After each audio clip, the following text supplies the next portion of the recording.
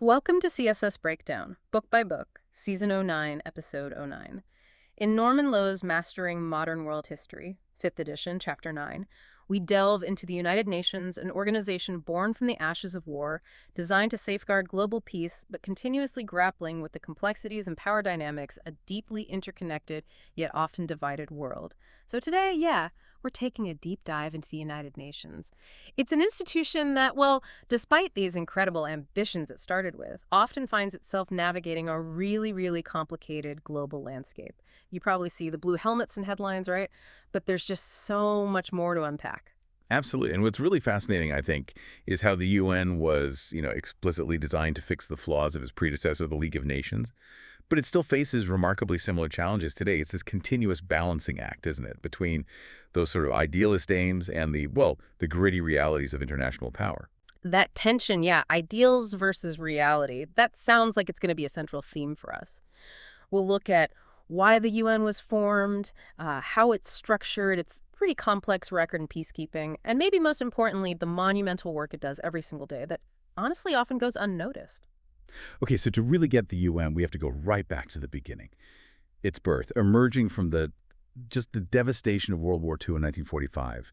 And it was very consciously designed, wasn't it, to correct the fatal flaws of the League of Nations. The League just couldn't stop aggressive dictators like Hitler, Mussolini. That's exactly right. The founders, particularly the major global powers at the time, they really studied the League's weaknesses. They were determined, I think, to build an organization that wasn't just a talking shop. They wanted something with teeth, something with a real chance at global impact. The UN Charter itself, drafted in San Francisco, it was built on earlier proposals from the key allied nations, the USSR, USA, China. Britain met at Dumbarton before that. It was the blueprint for a new kind of global cooperation. So what were these grand aims then? What set it apart, and how did they try specifically to prevent those past mistakes? Well, the core aims were essentially threefold, and they were incredibly ambitious. First, and maybe most obviously, to preserve peace and eliminate war. Simple to say, incredibly hard to do. Second, to tackle the root causes of conflict, things like encouraging global progress in economic, social, educational, scientific, cultural areas, especially focusing on underdeveloped countries. And third, to safeguard the rights of all individual human beings and also the rights of peoples and nations. Big stuff. Huge aims. But the source, Lowe's book, it notes pretty quickly that the UN was unable to solve many of the problems, especially with the Cold War kicking off almost immediately. Yes, despite the careful framing, the Cold War really threw a spanner in the works. But it's important to note the source also says it did play an important role, managing crises through ceasefires, peacekeeping, and it achieved, the book says, enormous successes in that non-political work, things like refugee care, human rights, stuff we'll definitely get into. Okay, so to achieve all this, it needed a structure. The source mentions 7 main organs.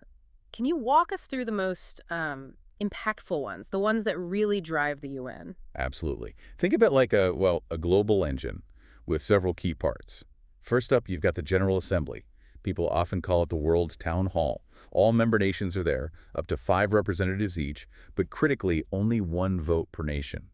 It meets yearly, usually starting in September, but special sessions can happen. Its main jobs: discussing pretty much any international problem, deciding the UN budget, electing non-permanent Security Council members, and generally supervising other UN bodies. And a key difference from the League here, right? No more unanimous votes needed for everything. Exactly. Yeah. That was crucial. Decisions don't always need everyone to agree. Sometimes a simple majority works, though for really important stuff, it's a 2/3 majority. Big change. Plus, all the debates are translated into 6 official languages. Quite an operation. Okay, then the big one, the Security Council. All right, this is the UN's crisis manager. It's supposed to be in permanent session, ready to deal with emerging crises. Its function is vital, dealing with threats, potentially even calling on members for economic sanctions or military action against an aggressor. It started with 11 members, now it's 15. But the really critical part is the 5 permanent members: China, France, USA, Russia, taking over from the USSR, and Britain. The P5, and here's the kicker: the veto power. Decisions need 9 out of 15 votes, but those 9 votes must include all 5 permanent members. Any one of the P5 can block a resolution. Ah, the veto. That sounds like it could just stop everything dead in its tracks. But you mentioned the source highlights something called the Uniting for Peace resolution from the Korean War era. How did that work? Yeah, that's a fascinating bit of UN history. Yeah. In 1950, during the Korean War, They passed this resolution. Essentially, it allowed the General Assembly to step in and recommend action if the Security Council was deadlocked because of a veto. It only needed a two-thirds majority in the Assembly. It was a clever, well, workaround, you could say. Though Russia always argued that the Security Council veto should still take precedence, it didn't fundamentally change the power dynamic, but it offered another route. And that power dynamic, the veto's impact, we see it really clearly with China's membership too, don't we? Absolutely. For 20 years, the USA used its veto to prevent the People's Republic of China from taking the China seat, allowing Taiwan, the Republic of China, to hold on to it. That only changed in 1971 when the U.S. decided not to use its veto, and the PRC finally took over the permanent seat. It shows how political the Security Council and the veto can be. Okay, moving on from the council. Sure, you've got the Secretariat. Think of this as the UN's massive administrative arm, the office staff, if you like. Over 50,000 employees handling minutes, translations, all the day-to-day stuff. It's headed by the Secretary General. Appointed for 5 years, this person is the main spokesperson, often right at the forefront of international diplomacy. Think of names like Trygve Lie, Dag Hammarskjöld, Kofi Annan. And crucially, they're deliberately not from one of the P5 nations, right, to maintain some impartiality. Exactly, that's the idea, to try and ensure they can act, or at least speak, without being seen as just pushing one major power's agenda. Then there's the International Court of Justice, or ICJ, based in The Hague. 15 judges, all different nationalities. It handles legal disputes between states. It has had successes, like settling a border issue between Holland and Belgium. But its power is limited. For example, Nicaragua sued the USA back in 1984. And the U.S. just ignored the verdict. Pretty much. The court can only really work when both sides agree beforehand to accept whatever decision it makes. It doesn't have its own enforcement mechanism, you see. Makes sense. And the last main one mentioned. The Trusteeship Council. This took over from the League's Mandates Commission. Its job was guiding territories taken from, say, Germany and Turkey after World War I towards independence. And the source says it actually did its job pretty well. Most of those territories were independent by the 1970s. Namibia was a tricky one, held up by South Africa until 1990, but eventually it got there. The council basically worked itself out of a job, which is the kind of success. So while peacekeeping and the Security Council get the headlines, you mentioned earlier that the vast majority of the UN's work, its budget even, goes towards something else entirely. That less spectacular stuff like safeguarding human rights and encouraging global progress. Yes, and this is where the sheer scale of the UN is just, well, mind-boggling. You have the Economic and Social Council, ECOSOC. Its whole purpose is organizing projects on health, education, economic development, social issues, you name it. Its task is so huge that it coordinates something like 30 different commissions and specialized agencies. It's staggering. The source notes that by 1980, over 90% of the UN's annual budget was going to ECOSOC activities. 90%. That completely shifts the perception of what the UN does, doesn't it? So what are some of these agencies actually doing on the ground? Give us some examples. Okay, well, there's the Human Rights Commission. It adopted the Universal Declaration of Human Rights back in 1948, that foundational 30-point document outlining basic rights, freedom from slavery, fair trial, right to work, vote, all of that. Later, it produced the Declaration of the Rights of the Child.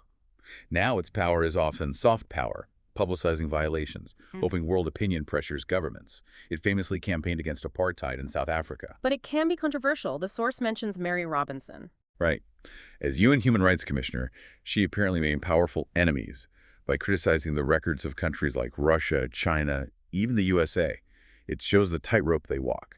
Then you have the International Labor Organization, ILO. It actually won the Nobel Peace Prize in 1969. It promotes decent work principles, right to a job, equal opportunities, safe conditions, forming unions. It sends experts, sets up training centers, practical help. And the WHO. That one seems particularly well known. The World Health Organization, WHO. Yeah, definitely one of the UN's biggest success stories. Its aim is simply the highest possible level of health for everyone, worldwide.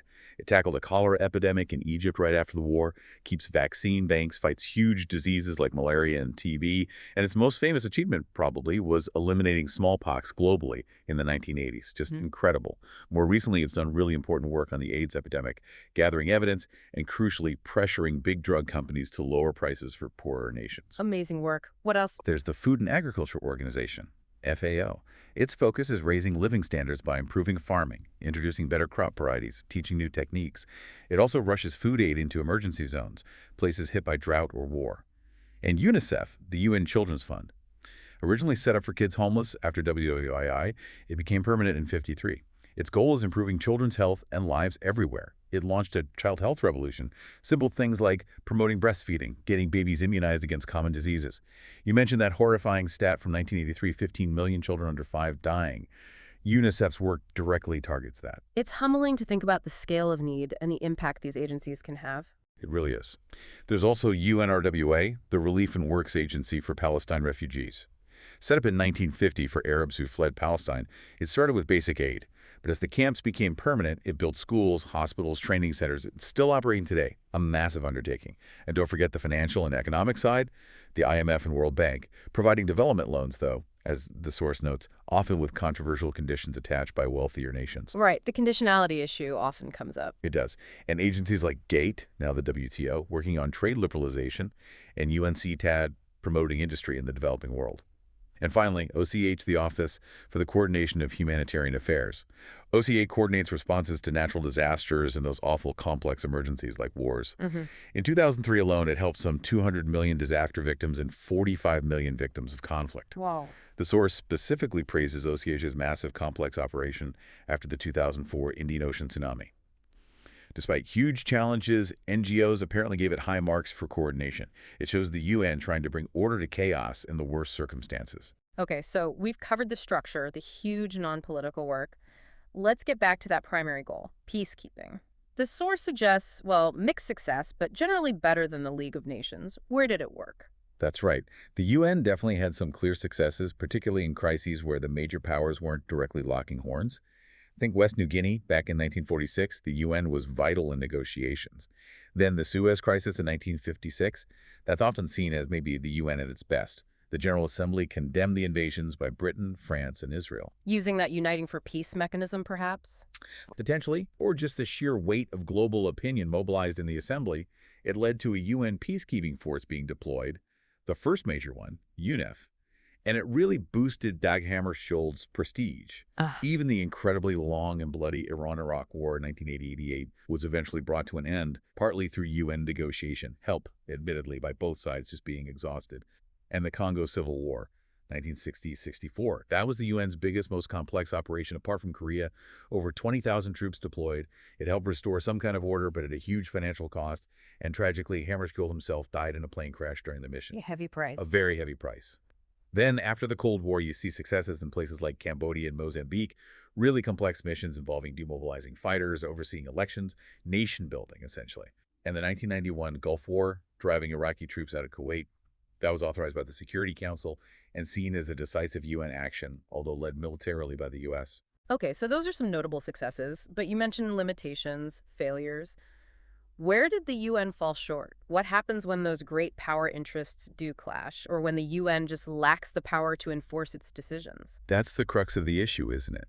Just like the lead before it, the UN often found itself ineffective when major powers decided to ignore it or defy it. We saw this starkly during the Cold War. The Hungarian Rising in 1956, the 1968 Czechoslovak crisis in both cases, the Soviet Union just rolled in the tanks, and the UN could do little more than condemn it. In Palestine back in 1947, the UN's decision to partition the territory was hugely controversial and certainly didn't prevent the wars that followed, though it did manage to arrange ceasefires later on. And Korea, you mentioned that was complex. The Korean War, 1950-53, is unique. Decisive action under the UN banner was only possible because the Soviet delegation was boycotting the Security Council at that exact moment, so they couldn't use their veto.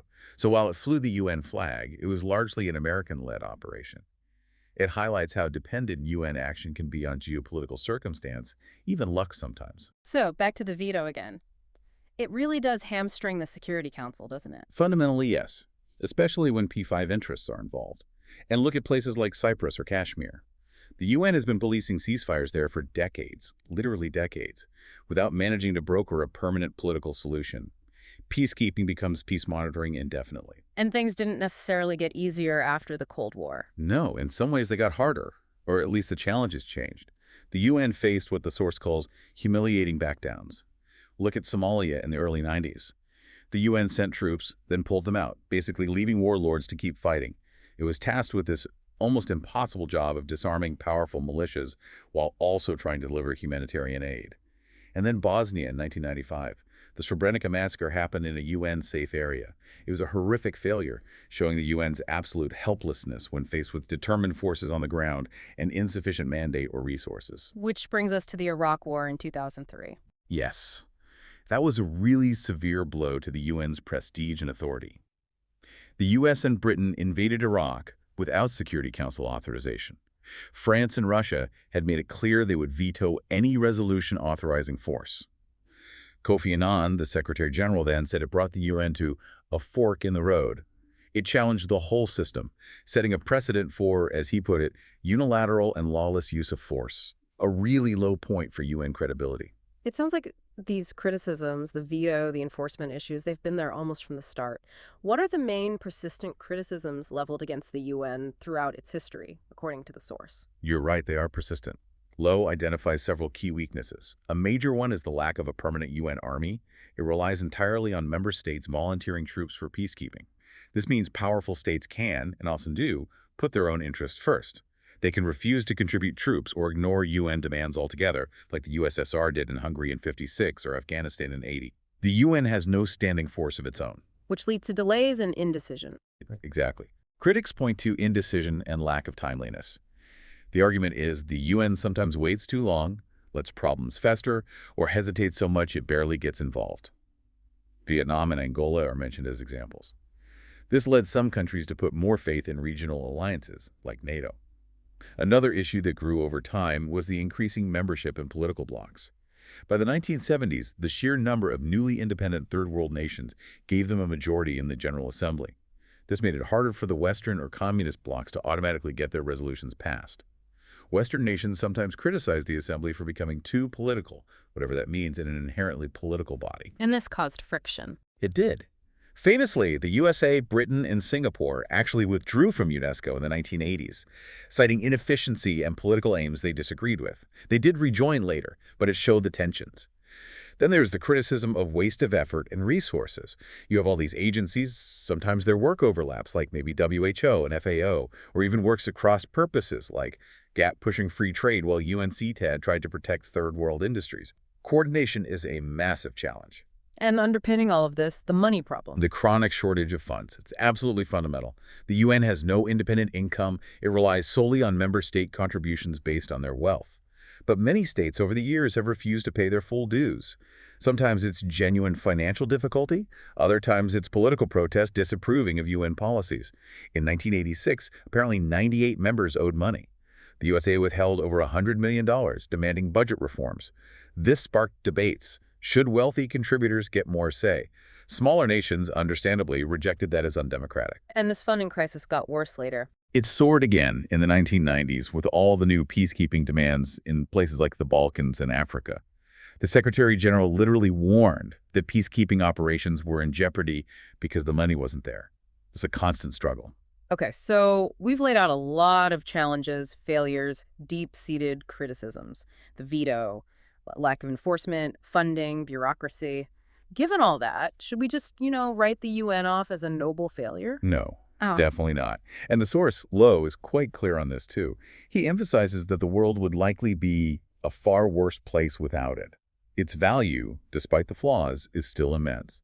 Where does that value lie? Well, first, it provides this vital world assembly, a place where representatives from nearly 200 nations, big and small, can actually come together and talk. It gives even the smallest nation a voice on the global stage. That's unique. A place to talk, even if talking doesn't always lead to action. Exactly. And while it hasn't prevented all wars, the source argues it has successfully brought some conflicts to a quicker end and prevented others from escalating. UN peacekeeping forces, UN refugee agencies, they have undeniably prevented a huge amount of human suffering. The book mentions that in 2012, there were around 85,000 UN peacekeepers deployed globally. That's a significant presence doing difficult, dangerous work. It's also done valuable work investigating and publicizing human rights abuses, using that soft power of international pressure to influence governments. And that huge ECOSOC side we discussed. Yes, perhaps its most important achievement, arguably, has been stimulating international cooperation on all those economic, social, and technical matters. Millions of people, especially in poorer countries, are demonstrably better off because of the work of agencies like WHO, UNICEF, FAO, and others. That impact is real and widespread. So considering this enduring value alongside the persistent problems, what does this all mean for the UN's future? Where does it go from here? Well, interestingly, the end of the Cold War didn't bring the era of peace many hoped for. Instead, it led to more regional conflicts, new kinds of wars. This just highlighted the UN's continued, maybe even increased importance. Kofi Annan, when he was Secretary General, was very aware of the weaknesses and determined to reform. He suggested things like having permanent, rapidly deployable UN forces, maybe brigade-sized, ready to go immediately, rather than waiting for contributions. Streamlining the budget was another focus. But the really serious underlying problem that continues to sort of brew is the relationship between the UN and its most powerful member, the United States, especially after the Cold War left the U.S. as the sole superpower. Right. That tension you mentioned earlier, unilateral action versus multilateral cooperation. The U.S. going it alone versus working through the UN framework. Precisely. The source quotes Annan acknowledging the reality of the U.S. becoming this unrestrainable unilateral superpower. Yeah. It's a delicate position for a Secretary General to be in. But Annan also concluded, perhaps hopefully, I think in the end everybody is concluding that it is best to work together with our allies. The core challenge for the UN moving forward seems to be finding a way to effectively harness and, well, utilize the immense power and influence of the U.S. Rather than being blocked by it or simply by it per se? Rather than being impeded or even stampeded by it. It's about somehow leveraging that unique American strength for the collective good within the UN framework, instead of letting unilateralism undermine the very principles of global cooperation the UN stands for. That's the tightrope it continues to walk. This deep dive, it really paints a picture of the United Nations caught, hasn't it?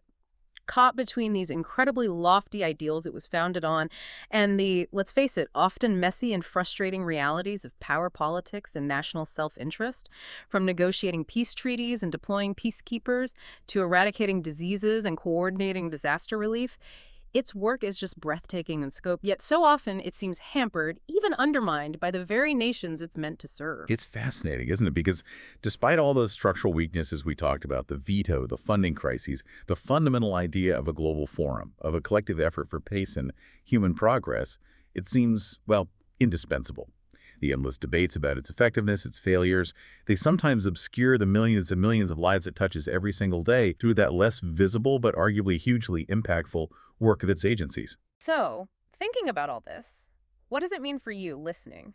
When you consider this vast spectrum of UN activity, from the high-stakes diplomatic games in the Security Council down to the quiet, vital humanitarian work happening right now on the ground, it really raises a provocative thought, doesn't it? In a world that's still clearly grappling with conflict, with inequality, with immense human needs, how vital is it that we, as global citizens, try to truly understand and maybe even advocate for the continued evolution, the strengthening of institutions like the UN, rather than just, dismissing them because of their complexities and frustrations? It's a challenge that, much like the UN itself, just continues to evolve.